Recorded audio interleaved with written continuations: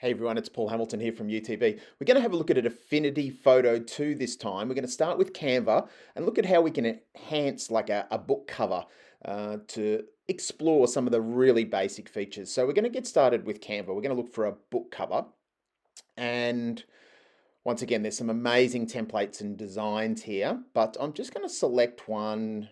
We might go with like a black and white. We're going to do some selective coloring today. So look at how we can create a little glow image. Now there's lots here. You can see them all here. I might just go with this one, and we might customize that template. Now what we're going to do is just go up to our left-hand corner and go to our design.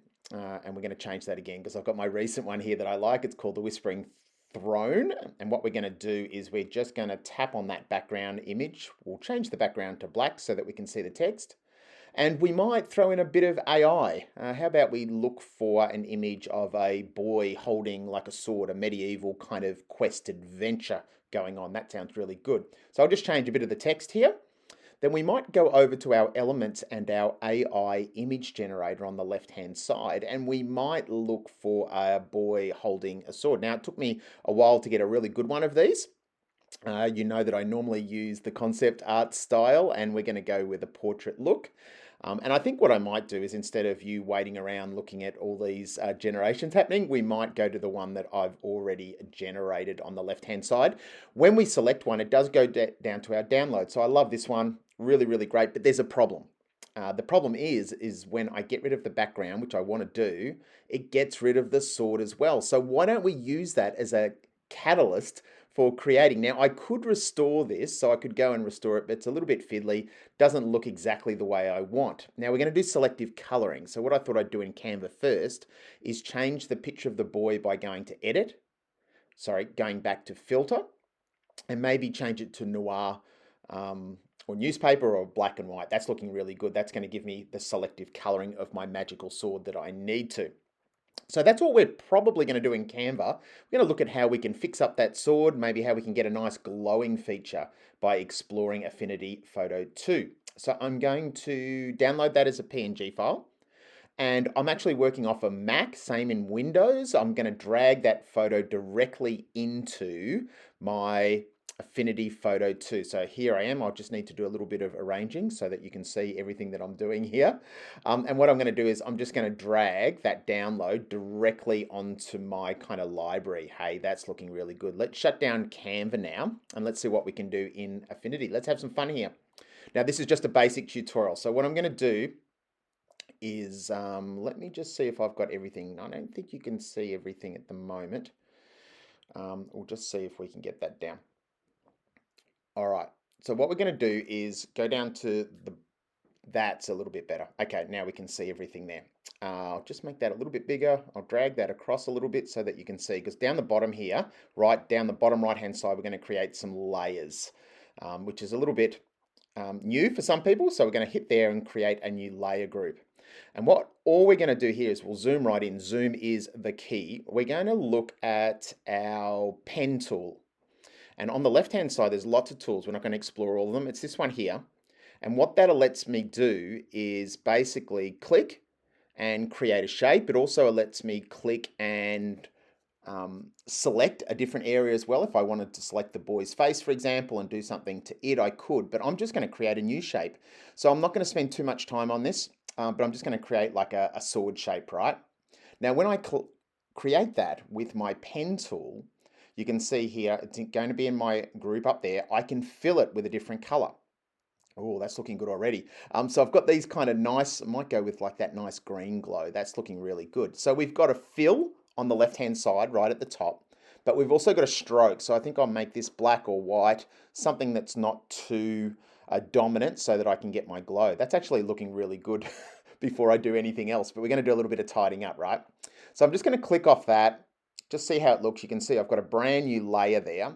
Now, if I go up to that layer on the right-hand side, that's looking great. On that side, you can see at the top, it's got normal. Now, if I click on that layer and change it, you can see that according to kind of what effect I do will depend on what it is. So you can play around with these. I probably am going to go with like a hard light or a glow effect. There's a glow, I think, down the bottom there as well. I'll probably go with that. Now that's looking really good. So you can actually apply effects to individual layers, which I kind of love. So when we made the image black and white in Canva, we could have done that as well in Affinity Photo too. But we'll keep going. So I'm going to create a new layer. This time I'm going to go over to my brush. Here's my brush here. And if I open up my brush menu, you can see here I'm just using like an airbrush. And what I want to do is kind of create a little bit of a glow from the dagger or the sword. And so what I'll do is I'll select the color that I'm going to use with my airbrush. I think it's pretty close to, let's go back. Sometimes this gets a little bit fiddly. We'll put that over to our blue. Just go with our image picker. Now, just make sure you're on the right layer. Yep, that looks like it's coming through on black. So now that it's coming through on black, what I can do there is I can change that, hopefully. Well, that's like a white color. That's looking good too, but I actually want to do like a glowing same color. So I'll just go along here. That's looking better. Go back a little bit. I think it's more of a greeny kind of, there we go. And all I'm going to do there is just airbrush over my sword. So don't forget my Command Z or undo. And what I'll do is I'll just kind of do the edges. Don't worry if it looks terrible at the start. We'll show you how you can adjust it. So what I'm going to do is I'll make it quite a thick brush at the bottom. Then I'll make it a little bit of a thinner brush so it's got some consistency and it gets a little bit narrower at the top. Once again, don't worry if this is rough. We're going to do something to it at the end to make sure that it kind of blends in a little bit. That looks terrible at the moment, but that's okay. So I'm just kind of giving it a little bit of an airbrush over to the side. Now what I'm going to do in a minute is go up to my layers on at the top left, and I'm able to change the opacity of that layer. So I can bring that right down to 50 or 80%, and it's giving me more of a glow. I can still see that kind of sword in the background. Looks okay, can look even better. So what I'm actually going to do is just add a little bit more around the bottom of the sword there.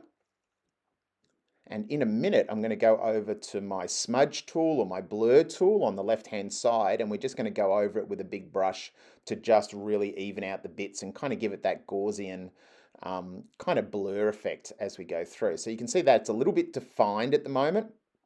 So what I'm going to do is in those layers there, you can see all my layers that I've created. I'm going to come over to the smudge tool, which is just down a little bit further. It's not the healing brush, it's this one here. And if I click on that menu, eventually, you can see all the different kind of smudges. I'm going to go with the blur tool, I think. I'm just going to use quite a big brush, maybe a little bit smaller than that. It's a little bit too big. Don't forget, it's only going to affect the layer. It won't affect the boy at all because I'm on the layer. And what I'm just going to do is just a quick kind of going over, just smudging that. I could bring down the opacity a little bit more if I needed to, if I feel like I'm losing any of the elements there. But you can see there, the more I kind of smudge and blur that, the better the kind of focus is going to be. So that's all good. I might go back to my brush and I might go to my boy's face level. What are we doing? Oh no, why don't we create a new level, a new layer. While I'm doing that, just be aware too that what we're about to do here, I'm going to right click and create a new pixel layer too, so you can do it that way as well. And I'm going to go back to my brush with my airbrush, and then just with a smaller brush, I'm just going to do a little bit of light in the green. So I'm just going to do a little bit of green just on where kind of that illuminates his skin. So it's kind of bouncing off the sword itself. And so what I'm going to do is a new layer where I just kind of grab it and just do kind of like an outline just on the bits of the boy. And once again, I'm going to repeat the process. So all I'm going to do there is change the opacity. I'm going to kind of blur that. I could probably use a different blur tool for this one, just so it kind of goes across his face a little bit more, but I just want a little bit of reflection of the glow on his face. This is not perfect, but hopefully it'll give you an idea of some of the brushes that we're using and some of the effects in Affinity Photo 2 that we're using. So we'll go back up to that layer. We're going to bring that opacity right down, and then we'll go over to our blur tool. Not that one, it's the next one up, Paul. So next one up, we'll go to our blur tool here, and I'm just going to go over that with a big brush. Remember, it's only going to affect that green layer. It's not going to affect anything else. And we'll just go over that a little bit so it kind of gives us that feeling. Now, from what we came from, we just wanted to introduce a few brushes today, get you started on Affinity. It's a very powerful professional standard software that we can use. And I'm hoping today you maybe learned just a couple of the brushes and a couple of the things like the pen tools that you might be able to use with your students to create some kind of new effects there. This is Paul Hamilton from Using Technology. And don't forget, we do training in schools. We do training with Canva and all the new Affinity software. So if you are looking for some training for your students or your staff, please get in touch. This is Paul Hamilton here for Using Technology Better.